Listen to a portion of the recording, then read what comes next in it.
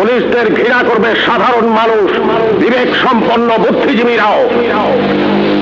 আপনারা সবাই ভুলে যাবেন AK-47 মতো মারাত্মক অস্ত্র পাওয়া গিয়েছিল আসামিদের কাছে।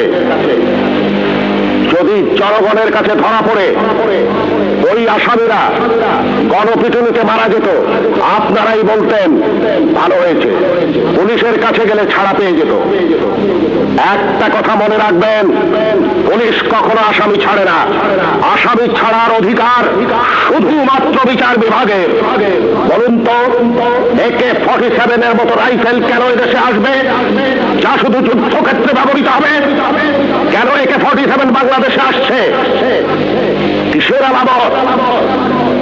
9 শুটার বন্দুক কেন টিসিবির মাধ্যমে হাজার হাজার বন্দুক সাধারণ মানুষের হাতে তুলে দেওয়া হচ্ছে? কেন? কে জবাব দেবে?